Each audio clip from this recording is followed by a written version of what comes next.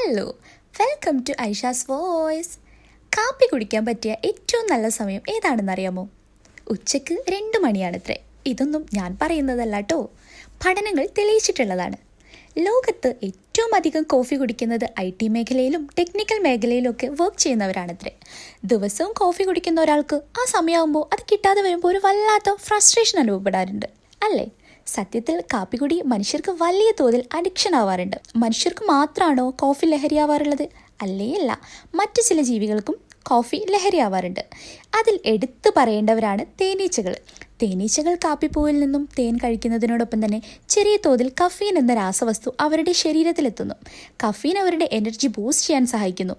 പൊതുവേ hard working ആയിട്ടുള്ള തേനീച്ചകൾക്ക് ഇത് വലിയ തോതിൽ എനർജി നൽകുകയും കൂടുതൽ ദൂരം സഞ്ചരിക്കാൻ സഹായിക്കുകയും അവരുടെ വഴി ഓർത്തെടുക്കാൻ സഹായിക്കുകയും ഒക്കെ ചെയ്യുന്നു എന്നാണ് ചില പഠനങ്ങൾ പറയുന്നത്. അതുപോലെ തന്നെ പല ജീവികൾക്കും കാപ്പി വിഷമാണ്. കാരണം ഇതിലടങ്ങിയിട്ടുള്ള കഫീൻ തന്നെയാണ്. ഏതൊരു രാസവസ്തുവും വിഷമാകുന്നത് അതിൻ്റെ ക്വാണ്ടിറ്റിയിലാണ്.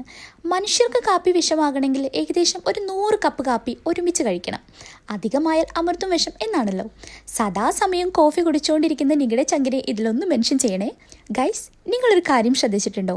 നമ്മൾ കോഫി കുടിക്കാൻ വേണ്ടി ഒരു 10 ഷോപ്പിൽ കയറിയാൽ 10ലും 10 ടേസ്റ്റ് ആയിരിക്കും. കോഫിയിലെ ഈ വൈവിധ്യങ്ങൾ നിശ്ചയിക്കുന്നത് കോഫി ബീൻസ് എത്ര ടൈം വറുക്കുന്നു എന്നതും ഉണക്കാൻ എത്ര സമയമെടുക്കുന്നു എന്നതും ഉണക്കുന്ന രീതി എന്നതിനൊക്കെ ആശ്രയിച്ചിരിക്കുന്നു. ഇന്നത്തെ കാലത്ത് വിവിധ ടേസ്റ്റിനും ഫ്ലേവേഴ്സിനും ഒക്കെ കോഫി പൗഡേഴ്സ് അവൈലബിൾ ആണ്. പ്രധാനമായും പറഞ്ഞാൽ കോഫി ഉണ്ടാക്കുന്ന രീതിയിലും ഉണ്ടാക്കുന്ന ആൾക്കും അനുസരിച്ചായിരിക്കും കോഫിയുടെ രുചി.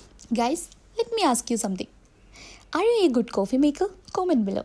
U know guys, I'm proud to say that I'm a good coffee maker. അപ്പോൾ ഓക്കെ ഗൈസ്, ഇനിയും ഒരുപാട് പുതിയ വിശേഷങ്ങളുമായി ഒത്തിരി പുതുമയോടെ വീണ്ടും വരാം. Till then, this is Aisha signing off. Bye by.